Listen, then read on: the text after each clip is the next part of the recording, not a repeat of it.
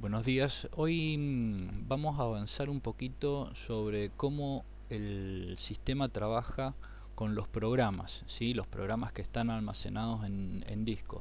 Sean estos cualquier tipo de programa que tenga la computadora. A veces pueden ser programas de usuario, pueden ser drivers, pueden ser programas del sistema operativo.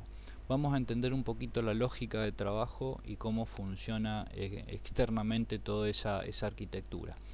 Para poder trabajar los datos en memoria RAM, el sistema cuenta con un componente muy importante que generalmente no se lo ve como un chip separado, sino que está incluido en otros chips importantes dentro de lo que es el sistema, que es el controlador de memoria. El controlador de memoria, que ustedes lo pueden ver en este momento representado por ese pequeño solcito que yo les he colocado ahí en el puente norte, lo que hace es controlar el flujo de la información y determinar cómo las instrucciones se van moviendo desde la memoria RAM, es decir, que mantiene el vínculo con los datos que se encuentran almacenados en memoria RAM y cómo son enviados al microprocesador. Al mismo tiempo recibe las respuestas provenientes del microprocesador con datos que de alguna manera deben ser almacenados en la memoria RAM.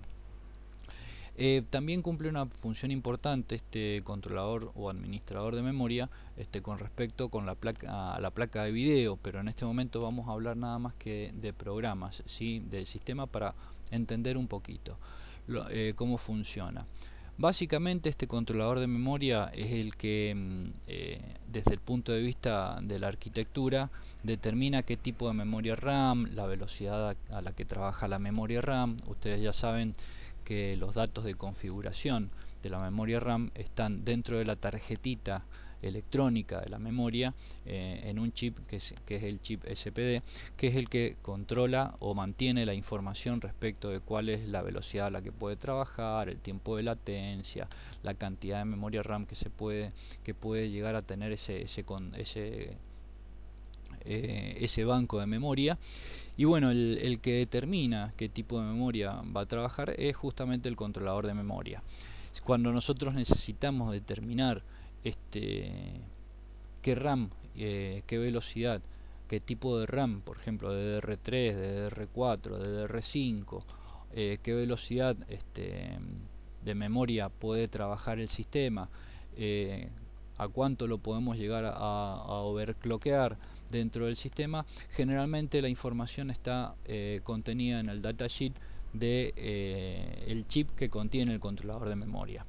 Dependiendo, ya habíamos analizado en otros videos que la arquitectura de máquina, ustedes pueden tener arquitecturas de máquinas de escritorio. Básicamente nosotros habíamos definido, para simplificar un poco el panorama de distintas arquitecturas de máquina, que analizando el chipset de una computadora, el fabricante nos está transmitiendo qué es lo que está privilegiando y cuál es la funcionalidad principal de esa computadora, de tal manera que nosotros genéricamente habíamos dividido las arquitecturas en tres grandes tipos de computadoras disponibles. Las computadoras de escritorio, eso es lo que estamos viendo ahora en pantalla, en donde ustedes tenían un chipset que era el intermediario entre lo que es la memoria RAM, el microprocesador y la memoria de video, de tal manera que ustedes tenían el chipset como el principal intermediario entre esos tres componentes y que estaba recibiendo información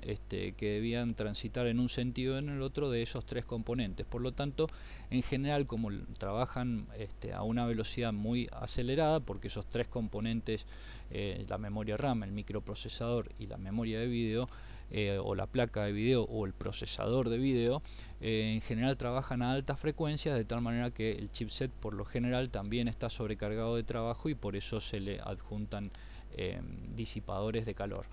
Bien, esta es la arquitectura básicamente en donde ustedes tienen una máquina que no privilegia demasiado, sino que está pensada para funcionalidades de escritorio, funcionalidades comunes, de entretenimiento, pero no de juegos muy elevados, ni que requieran demasiado esfuerzo de video, y para uso común de oficina, y distracción, como por ejemplo ver videos, buscar cosas en internet, y generar trabajo con programas de tipo ofimático.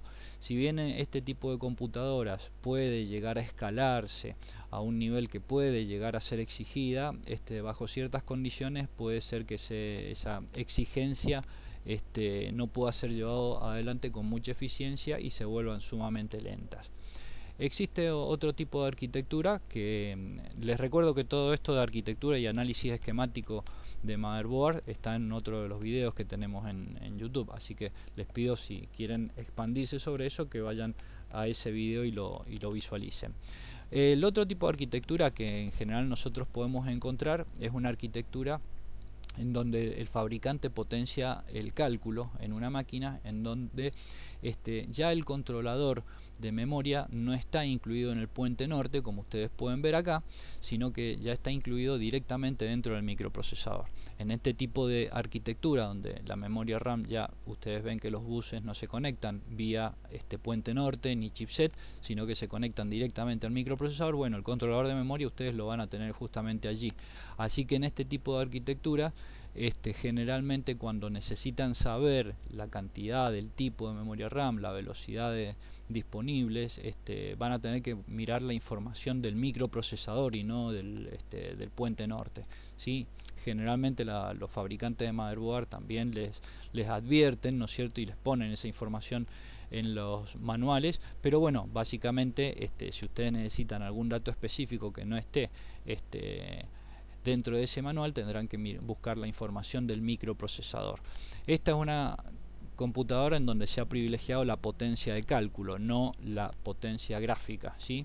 Y finalmente las computadoras que en general son las preferidas por los gamers, o por los que necesitan procesamiento de imágenes de alta velocidad, con grandes prestaciones de video, nosotros tenemos este otro esquema en donde ya fíjense que los canales o los buses de comunicación no van de la memoria RAM y de la placa de video, no van al chipset, sino que directamente van al microprocesador. En este tipo de arquitectura también tenemos el controlador de memoria dentro del microprocesador trabajando, ¿sí? Bueno, haciendo esa salvedad de casos, en este esquema yo les he puesto una máquina de escritorio, como pueden ver, en donde el controlador de memoria está en el puente norte. Normalmente los programas se encuentran almacenados en el disco. Acá estamos haciendo una representación para que ustedes vean. En el disco están almacenados los programas, de tal manera que cuando ustedes hacen un doble clic sobre algún icono de menú, o cuando a través de un doble clic sobre un icono de escritorio arrancan un programa, la máquina lo que va a hacer es desplegarlo en la memoria RAM. Por una cuestión de cercanía, porque como la memoria RAM está mucho más cerca del microprocesador, es decir, si nosotros analizamos esta distancia, ¿no es cierto?, entre estos dos componentes es mucho mejor que esta otra distancia, en donde ustedes tienen ya dos microcontroladores que van a estar, o dos controladores que van a estar interponiéndose entre el microprocesador y el disco. Entonces es muy engorroso para el sistema y enlentecería mucho el funcionamiento del equipo que se trabajara directamente en el disco. Es por eso que en general la computadora, ¿qué es lo que hace? Lo que hace es tomar la imagen del disco y la va a colocar en la memoria RAM del sistema, colocando todas las instrucciones que deben ser ejecutadas por el microprocesador, no directamente en el microprocesador, sino en la memoria RAM. Normalmente cuando un programa se abre, ese programa no solamente va a tener las instrucciones en RAM, sino que va a dejar o reservar una parte de memoria para colocar datos, ¿sí? Es decir, para poder manejar información que a veces no va a ser enviada a los resultados del procesamiento, sino que son usadas como elementos intermediarios. Entonces, por ejemplo, ustedes supongamos que están trabajando algún tipo de programa que va a manejar información matemática. Normalmente la información matemática o los resultados van a requerir que la computadora vaya haciendo cálculos intermedios que deben ser reservados y mantenidos en la memoria RAM para poder llegar a las instrucciones finales. Por ejemplo, ustedes ustedes quieren hacer una suma de 3 números y sabemos que la computadora lo va a hacer de manera secuencial, va a hacer primero la suma de 2 y después va a obtener un resultado intermedio y finalmente de ese resultado intermedio le va a sumar el tercer número y va a dar el resultado final. Esos resultados intermedios que deben permanecer generalmente se conocen como datos de programa, que permanecen en espacios reservados de la memoria RAM en el sistema, en el espacio protegido que el sistema le va a otorgar al programa para que pueda ejecutarse. Y por el otro lado también la computadora lo que va a mantener es un área reservada para los datos que el usuario va a necesitar trabajar dentro de la máquina. Estos datos de usuario generalmente, supongamos ustedes están trabajando un documento de Word, la computadora va a usar un montón de datos intermedios que los va a colocar en la zona de datos de programa, pero también va a usar la información del usuario que la va a tener que ir reservando a la medida que ustedes van escribiendo el documento o le van incorporando, por ejemplo, gráficos, videos. Esos son datos que son generados por el usuario, así que en general también el sistema les va a reservar una parte de la memoria RAM. ¿Cuánto? Bueno, a veces el sistema lo va a reservar de manera automática y a veces el propio programador va a definir eso dentro del programa, y estos datos de programa y datos del usuario se van a ir manteniendo reservados dependiendo de los requerimientos de ese programa en particular. Hay algunos programas que requieren muchos datos de programa y muchos datos de usuario, como por ejemplo un programa de juegos, un programa de diseño, y hay otros que no lo requieren tanto, ¿sí? Pero eso va a depender de las funcionalidades y de las arquitecturas.